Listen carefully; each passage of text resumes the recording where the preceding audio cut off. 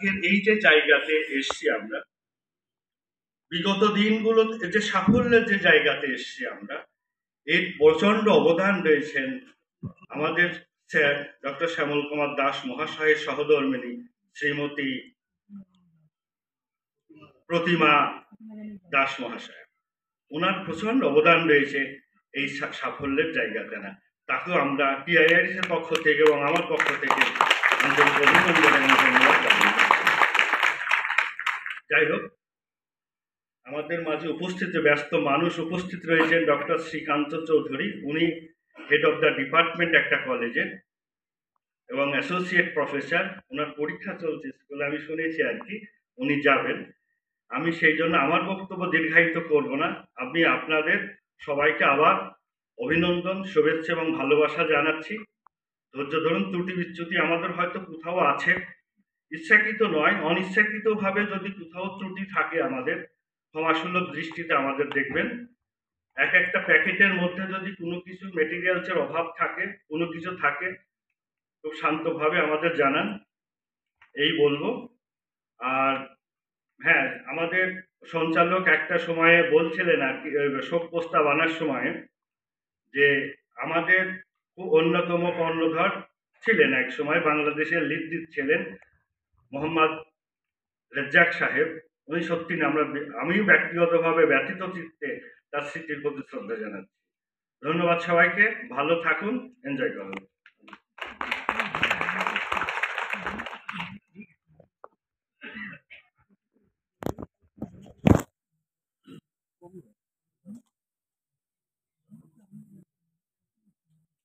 অত্যন্ত মূল্যবান সময় নষ্ট করে তাদের মূল্যবান সময় থেকে বাঁচিয়ে আমাদের জন্য এসেছেন ডক্টর শ্রীকান্ত চৌধুরী, এবং তারই মাঝখানে ওনাকে এখনই ডেকে নেব, তার মাঝখানে আরেকজন এসেছেন, মানে উনি প্রতিনিধি হয়ে এসেছেন। আপনারা সকলেই জানেন গডউইন যে হোমিও ফার্মেসি রয়েছে, তার কর্ণধার অভিজিৎ মুখার্জির আসার কথা ছিল, সেই অভিজিৎ মুখার্জি উনি আসেননি, কিন্তু ওনার একজন প্রতিনিধিকে পাঠিয়েছেন আমাদের কাছে। উনি কিছু আমাদের এই ইনস্টিটিউশনকে উনি উপহার হিসাবে, আসুন স্যার, 10,000 টাকার চেক স্যারের হাতে তুলে দিচ্ছেন। আপনারা সকলে একটু করতালি দিয়ে এই সাধুবাদ জানান, আগামী দিনে যাতে আমাদের ইনস্টিটিউট আরো এগিয়ে চলতে পারে। ধন্যবাদ গডউইনের ফ্যামিলিকে, ধন্যবাদ গডউইনের কর্ণধারকে, ধন্যবাদ। ধন্যবাদ দাদা। এবার আমি ডেকে নেব, আপনারা পূর্বেই পরিচয় জেনেছেন, প্রফেসর ডক্টর শ্রীকান্ত চৌধুরী মহাশয়। ওনাকে আজকে আমাদের এই সেমিনারে তার মূল্যবান কিছু কথা বলার জন্য আহ্বান করছি।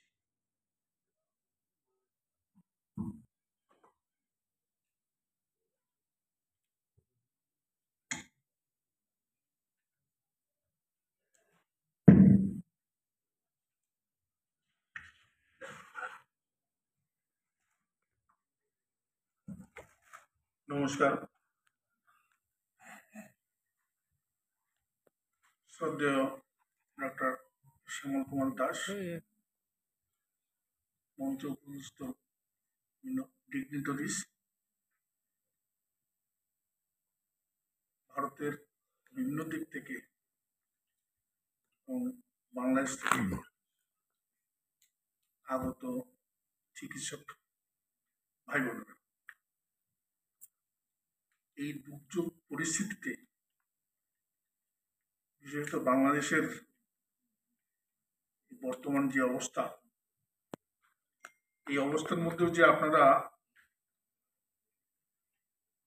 শুধুমাত্র শেখার আগ্রহ নিয়ে আপনারা ছুটে এসছেন সমস্ত কিছু বাধা অতিক্রম করে, আমি ভারতবর্ষের হোমিওপ্যাথির পক্ষ থেকে আপনাদের স্বাগতম জানাই, ধন্যবাদ জানাই।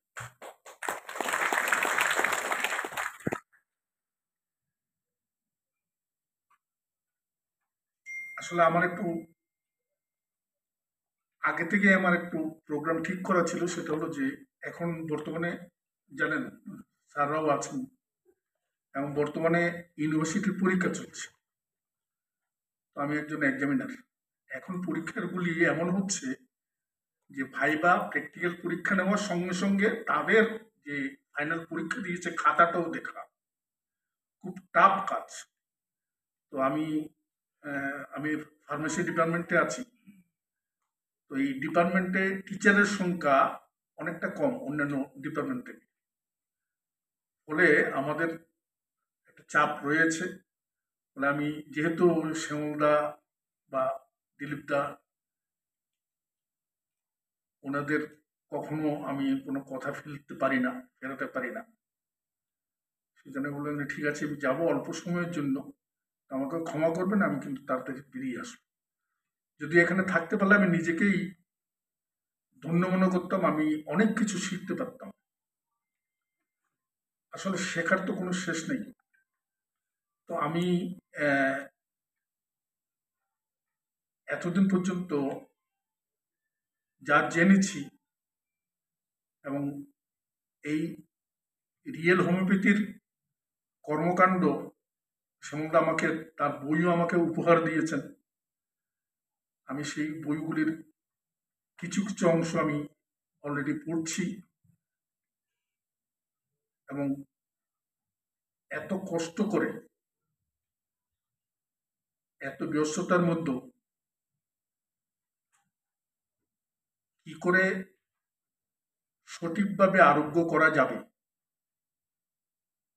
আদর্শ আরোগ্য কি করে আনা যাবে, সেই চেষ্টা, সেই গবেষণা তিনি চালিয়ে যাচ্ছেন।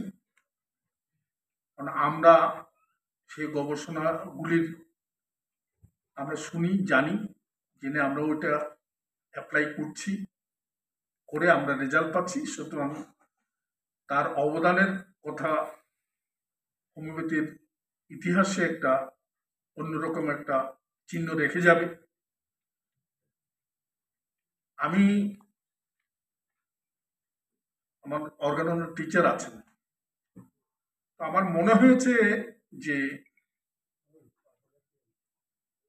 হেনিম্যানের অর্গাননের একটা কথা আছে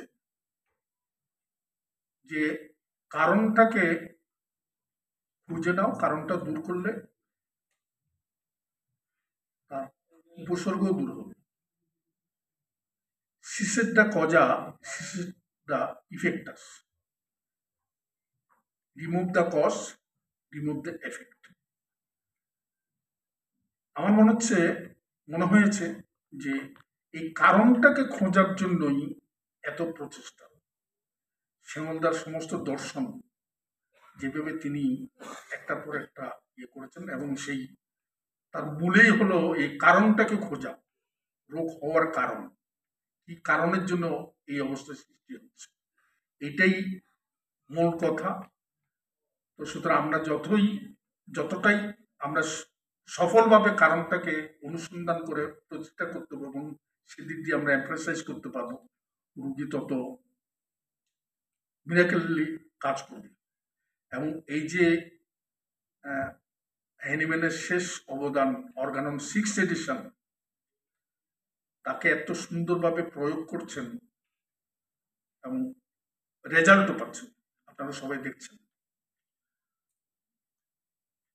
তো এই সিমি মনো মিনি, এই 50 মিলিসিমেল থেকে মিনিমাম আর কিছু হতে পারে না। এইটাকে ফলো করা, এটাই একটা সবচেয়ে বড় এখন এইরকম শিক্ষকের খুব অভাব। আমরা তাকিয়ে আছি তিনি সামনের দিনে আমাদের আরো নতুন কি পথ দেখান। ধন্যবাদ সবাইকে। আমাকে মার্জনা করবেন। আমি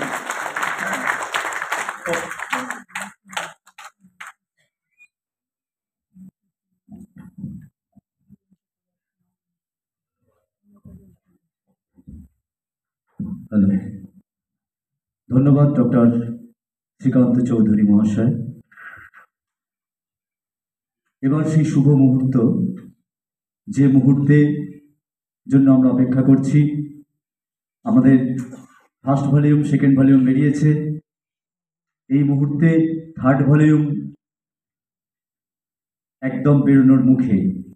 আমাদের হাতে এসেছে আজকে উদ্বোধক হিসাবে উপস্থিত থাকার কথা ছিল। ফাদার তিনি অসুস্থতার কারণে উপস্থিত হতে পারেননি। আমরা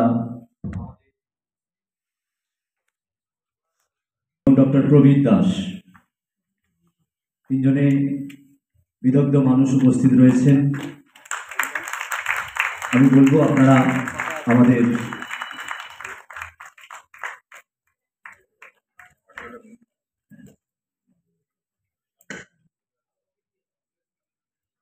আপনারা বইটা খুলুন, ওপেন করুন, একটু প্রত্যেকে করতালি দিন।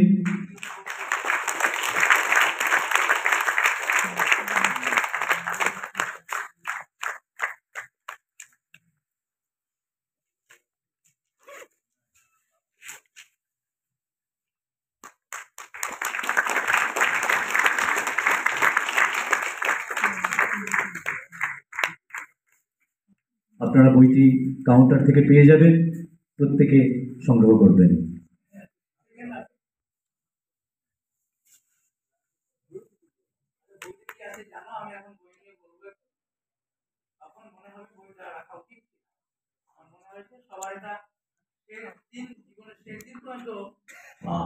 অন্তত পরোয়ান না পড়ো বালিশের নিচে শুয়েও যদি রাতের মাঝখানে যদি তোমার সৃষ্টিকর্তা তোমাকে কিছু দেন, প্রত্যেকটা পড়তে পড়তে আমি উপলব্ধি করেছি আমিও বর্তমানে এই পথটা থেমে যাবে না আরো জোর গতিতে এগিয়ে যাবে। আমি লিখবার সময় প্রত্যেকটা ওয়ার্ডে তার প্রতিফলন সৃষ্টি করার চেষ্টা করেছি। এবার বলে তো যে বইটা কিনবে কি অন্ধের মতো বইটা কিন্তু না। আমি বিভিন্ন পেজে কি আছে না আছে, গোটা বইয়ের চ্যাপ্টারগুলি কি জন্য আছে, কি তার প্রয়োজনীয়তা, আদৌ কোনো কাজে লাগবে কিনা, প্র্যাকটিসে তো বটেই, প্র্যাকটিসের জন্য লেখা হয়েছে 5-10টা চ্যাপ্টার শুধু প্র্যাকটিসের জন্য লেখা হয়েছে। বইটাতে আছে 37টা চ্যাপ্টার, 2টো চ্যাপ্টার আগের এডিশন থেকে এডিট করা হয়েছে, আর এছাড়া 35টাই নতুন চ্যাপ্টার, যা আমি কখনো ভাবিনি, জানিনি। আমার ভাবনার প্রকাশ আমি এই বইটার প্রত্যেকটা শব্দের মধ্যে প্রকাশ করেছি। তার শ্রীকান্ত চৌধুরীকে আমার যথেষ্ট শ্রদ্ধা জানিয়ে বলছি, আমার এই চলার পথ অ্যাকচুয়ালি স্যার মার্থ হ্যানিম্যানের অ্যাফোরিজম 49-এর ফুটনোট। স্যার যে কথা বলেছিলেন যে প্রত্যেকটা অসুখের জন্যে ওষুধ নির্বাচন একটি দুরূহ ব্যাপার, কখনো কখনো অতি দুরূহ ব্যাপার, যদিও এসবের জন্য রয়েছে প্রচুর গ্রন্থরাজি, তা সত্ত্বেও ওষুধ নির্বাচন ভীষণ কঠিন। এই স্যারের এই কথাটাকে সামনে রেখে আমার এই পথ চলা। তাহলে স্যার আরও কি বলেছেন, এই যে আজকে 8,000 ওষুধ, এর দরকারটা বেশি না মৌলিক গবেষণার দরকারটা বেশি? আমি সেই কথাকে সামনে রেখে স্যারের 3টি ট্রু ডিজিজ, মায়োপেটিক ডিজিজ, সঙ্গে আরও একটি টিউবারকুলার ডায়াথিসিস, আমি আমার গবেষণায় মনে হলো এটি ঠিক যথেষ্ট নয়। সেটা হ্যানিম্যান স্যার নিজেই বলেছেন যে শরীর মায়োজমে আক্রান্ত হতে গেলে একটা ক্ষেত্র দরকার হয়, সেটা হলো কি প্রিডিসপোজিং ফ্যাক্টর, সেইটা কিন্তু স্যার বলে যেতে পারেননি। আমি ভাগ্যবান, আমার সৃষ্টিকর্তা আমাকে সেই প্রতিদানটা, সেই উপহারটা আমাকে দিয়েছেন। আমি বুঝতে পেরেছিলাম ওই প্রিডিসপোজিং ফ্যাক্টর কী হবে। একটি হলো পোস্ট ট্রমা সিনড্রোম, একটা হলো পোস্ট হেভিক সিনড্রোম। পোস্ট ট্রমা সিনড্রোম তো ল্যাবরেটরিতে প্রতিষ্ঠিত, ওটা আমি লেখার পরে জেনেছি। ফলে আমি যা করেছি সেটাতে আমার কোনোরকম কোনো আক্ষেপ নেই, কি আমি নতুন কিছু বলতে চেয়েছি। যেমন এই যে পিআরএস, তারপর আমি যেটা বলতে চাইছিলাম সে হলো ডায়াবেটিস। এই ডায়াবেটিসে হ্যারিসন, আমি এখনই দেখাবো, হ্যারিসন নিজে দেখিয়ে দিয়েছেন যে কোন কোন গ্রুপের জিন ডায়াবেটিস টাইপ 1, ডায়াবেটিস টাইপ 2 জন্য দায়ী। স্যার হ্যারিসনের বইয়ে এটা লেখা আছে কোন গ্রুপ অফ জিন সঙ্গে ঠিকঠাক থাকলে ওই জিনগুলো কাজ করতে পারবে না। আর আমার পুরো কথা, পুরো জার্নিটাই এই জেনেটিক্সের উপরে, এবং সেটা বিভিন্ন মনীষীরা তাদের বইতে উল্লেখ করেছেন, চাহে হোমিওপ্যাথি হোক, চাহে নন হোমিওপ্যাথি হোক, মডার্ন সায়েন্সের বই হোক। ফলে আমার চলার পথ পুরোপুরি বিজ্ঞান নির্ভর, এখানে এতটুকু জল নেই। এবং আরও বড় কথা যেটা, সেটা হলো এই হোমিওপ্যাথিতে শুধুমাত্র জেনেটিক্সকে কাজে লাগানো হয়েছে, যার ফাদার হলেন গ্রেগর জোহান মেন্ডেল। পৃথিবীতে কোনো থেরাপিউটিক সিস্টেম, হোমিওপ্যাথি হোক, আয়ুর্বেদিক হোক, অ্যালোপ্যাথি হোক, যা হোক, কোথাও স্যার গ্রেগর জোহান মেন্ডেলকে কাজে লাগিয়ে প্রেসক্রিপশন করা হয় না। আরও একটি কথা আছে, স্যারের অ্যাফোরিজিম 9-এ যে ভাইটাল ফোর্স চ্যাপ্টারে বলা হয় যে রিজন গিফটেড মাইন্ড, একে কেন্দ্র করে যে প্রেসক্রিপশন, না, কোনো প্যাথি ইভেন ক্লাসিক্যাল হোমিওপ্যাথিও করে না। রিজন গিফটেড মাইন্ড কি হলে পোটেন্সি কোন দিকে যাবে, কোন দিকে না যাবে। ক্লাসিক্যাল হোমিওপ্যাথির বড় অস্ত্র হলো সিমটম, সিমটম আর symptom, sign, symptom, classical report. আমি এই তিনটের 1 টাকাও নেইনি। আমি তিনটের এই নিয়েছি শুধুমাত্র ইভ্যালুয়েশন অফ সিমটম ট্রিটমেন্টের জন্য, আমি নেইনি প্রেসক্রিপশন করবার জন্য।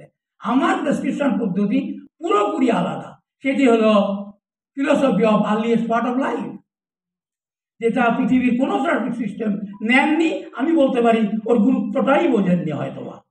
অথচ ফিলোসফি সেটা কি না, জেনেটিক মেকআপের এক্সপ্রেশন, সেই জেনেটিক এক্সপ্রেশন দিয়েই ট্রিটমেন্ট করা হয়। তার জন্য আমার বইয়ের লাস্ট চ্যাপ্টার হলো why same potency of same medicine. বাবাকেও যেটা খাওয়ানো হচ্ছে, নাতিকেও খাওয়ানো হচ্ছে, সবাই খাওয়ানো হচ্ছে, কেন, কি যুক্তি? এই আলোচনাটাই হয়েছে বইয়ের পরতে পরতে। কেন, আমি কোথা থেকে এসেছি, আমার বাবা মা কোথা থেকে এসেছে, আমার ছেলে কোথা থেকে এসেছে, আমার নাতি কোথা থেকে এসেছে, তো সেটা একটাই, জিনোম থেকে, জেনেটিক মেকআপ থেকে। এই রিয়েল হোমিওপ্যাথিক চিকিৎসা পদ্ধতি, মেডিসিন সিলেকশন পদ্ধতি শুধুমাত্র জেনেটিক মেকআপের উপর নির্ভরশীল, কোনো সাইন, সিমটম, ফিজিক্যাল রিপোর্টের উপর নির্ভরশীল নয়। ওগুলি কাজে লাগে শুধুমাত্র ইভ্যালুয়েশন ট্রিটমেন্টের জন্য, ট্রিটমেন্টটা সঠিক পথে এগোচ্ছে কি না। আপাতত এইটুকু, তার ব্যস্ত মানুষ উনি চলে যাবেন। ঠিক আছে, সবাইকে ধন্যবাদ।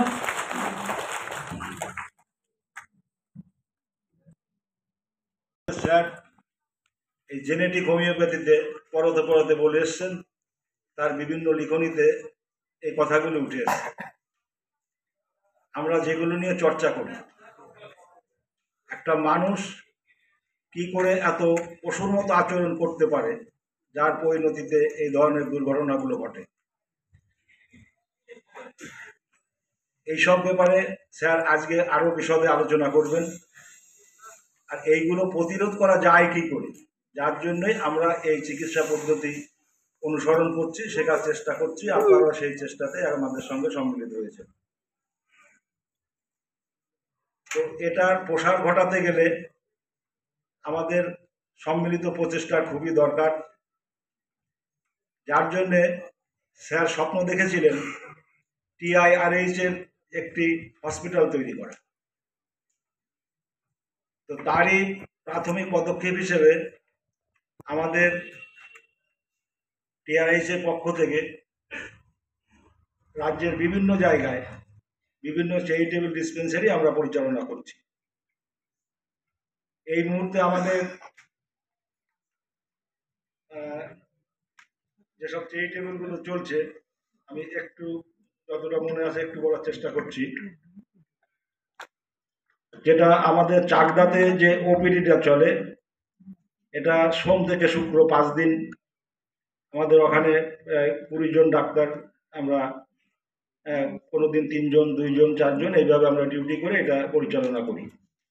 এছাড়াও ওখানে স্যার মাসে 2 দিন করে উনি বসেন চাকদাতে। গাংনাপুরে আমাদের যে হসপিটাল বিল্ডিং এর কাজ চলছে, ওখানে কিছুটা কাজ হয়েছে, সেখানে সপ্তাহে 1 দিন চলছে ওটা। আমাদের